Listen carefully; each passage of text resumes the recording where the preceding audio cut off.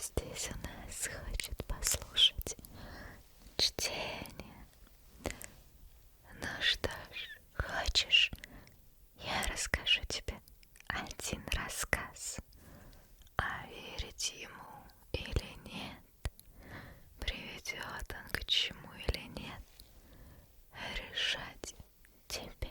Существуют места, о которых не пишут в путеводителе. Старые здания, словно выпавшие из времени. Они стоят среди современных улиц, переживают войны, пожары, смену поколений, а люди постепенно перестают задаваться вопросом, почему они еще существуют. Именно таким было место библиотека Святого Августина. Старинное четырехэтажное здание из темного камня возвышалось над узкими улочками старого города. Когда-то оно принадлежало монастырю. Позднее его превратили в университетскую библиотеку, а еще позже они попросту забыли. Большинство студентов предпочитали электронные книги, а сюда же приходили лишь пожилые профессора, да несколько чудаков и те нередкие люди, которые по какой-то причине любили запах старой бумаги. И Алексей Волков относился именно к таким людям. 30-летний историк и писатель, он работал над книгой о европейских легендах и уже 2 недели проводил здесь почти каждый день. Библиотекарь, сухой седой старик по фамилии Рудин, давно перестал удивляться странным запросам молодого исследователя. «Снова демоны!» — проворчал он, принимая очередной список книг. «Сегодня ангелы.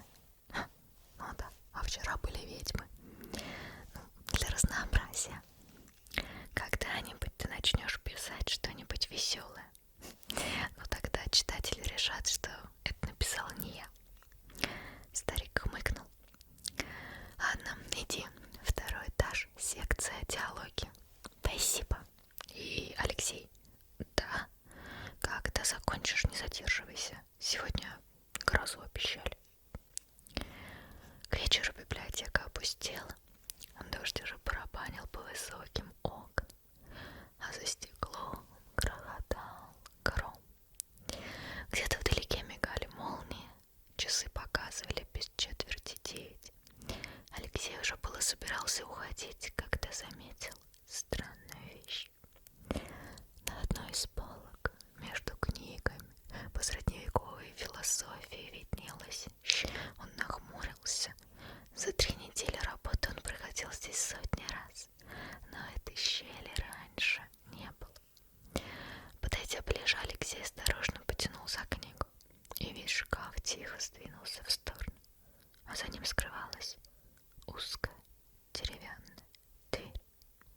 Что за... Он невольно оглянулся, а в библиотеке царила тишина. Лишь часы где-то вдалеке отсчитывали секунды, а капли дождя барабанили по подоконнику.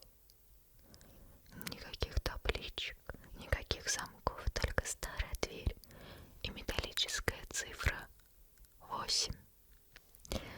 8. Странно, очень странно, потому что, изучая планы здания, Алексей точно знал, здесь не должно быть никаких помещений. Любопытство — вещь опасная, но именно благодаря ему люди открывают новые земли. Именно благодаря ему появляются великие книги. И именно благодаря нему люди совершают невероятно глупые поступки. Алексей открыл дверь. За ней обнаружилась каменная лестница, уходящая вниз. Из глубины тянуло сыростью и еще чем-то, запахом свечей. Он замер. Свечи в подвале. Наверное, какая-нибудь старая кладовая. Уговаривая самого себя. Он включил фонарик телефона и начал спускаться. Лестница казалась бесконечной. 15 ступеней, 20 ступеней, 30, 50. Он давно должен был оказаться под фундаментом здания, но лестница продолжалась. А потом она внезапно закончилась, и Алексей оказался в круглом зале, где в центре стоял стол. На нем горели 7 свечей, а рядом лежала книга, толстая, обтянутая черной кожей, без названия. Он подошел ближе и вздрогнул. На обложке медленно проступили золотые буквы. «Семдем пеката», 7 грехов. Первая страница оказалась пустой, вторая тоже, третья, четвертая. И вот на ней начали проступать строки, будто написанные только что. Если ты читаешь эти слова, значит 8-я дверь признала тебя. Алексей нервно усмехнулся, оглянулся по сторонам. Очень смешно. Он перевернул страницу, и там выступила надпись: 7 пройдут испытания, и лишь 1 достигнет высших владений и будет услышан. Следующая страница. Небеса исполняют желания достойных, преисподняя исполняет желания отчаявшихся, но цену определяют несмертные. Ну, конечно, он уже было собирался закрыть книгу и замер, потому что на последней странице были написаны всего 4 слова. Алексей Волков, ты. А далее непонятно. Резко ударил звук часов. 9, 1, 2. Удары были слышны так громко, что били по ушам, и как будто бы часы где-то были рядом, но нигде не было часов.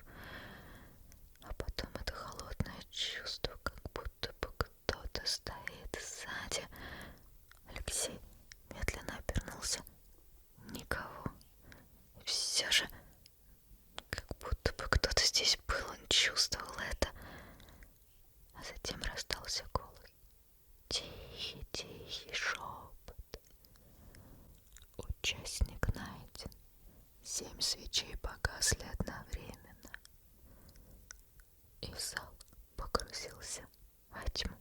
Алексей было бросился к лестнице, пытался бежать вверх, вверх. Гром, молния. И он подскользнулся, полетел вниз, а затем темнота. Первым, что услышал Алексей, был раздражающий писк аппаратов. Вторым — запах лекарств, а третьим — голос. Очнулся! Он открыл глаза. Белый потолок. Больница. А рядом сидел встревоженный старик Рудин. Фух, ну и напугал же ты меня. Что произошло? Ты еще спрашиваешь? Ох, грохот был на всю библиотеку. Я прибежал и нашел тебя лежащим у стремянки. У стремянки? Да, ты упал с стремянки. Упал? Ну да, ударился головой. Врачи говорят, сильное сотрясение. И вот следующие 2 дня он убеждал себя, что ему все приснилось. Подвал, 7 свечей, книга, шепот и 8-я дверь. Просто сон, реалистичный сон. Когда на 3-й день его выписали, вернувшись домой, он впервые за долгое время почувствовал облегчение. Никаких подземелий, книг, голосов. Он даже рассмеялся над собственной глупостью. Затем пошел помыть руки и замер, потому что на внутренней стороне левого запястья проступал рисунок. 7 символов, расположенных по кругу, словно клеймо. Что за... Он принялся тереть кожу.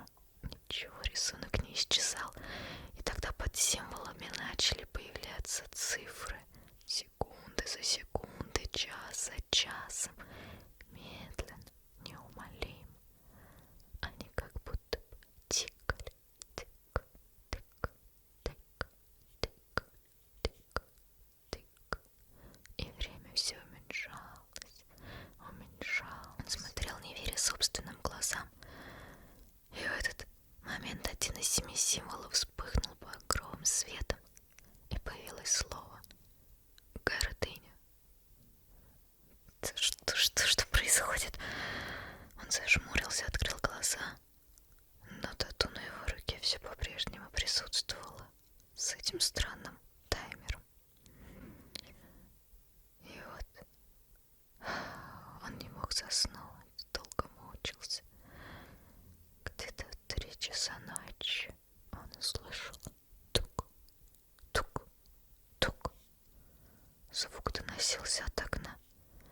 Сердце замерло, ведь он жил на 4-м этаже, и у него не было никакого балкона, ни дерева, рядом с окном ничего. Тук, тук, тук.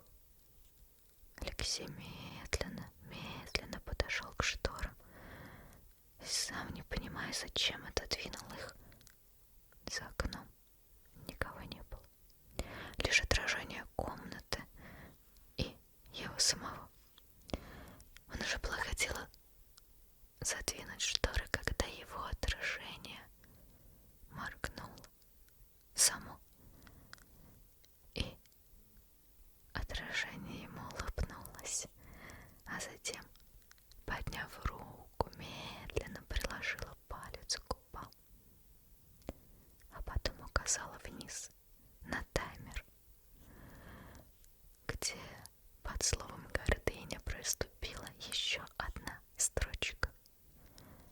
Первое испытание начнется через 6 дней. После чего отражение исчезло, а стекло вновь стало обычным.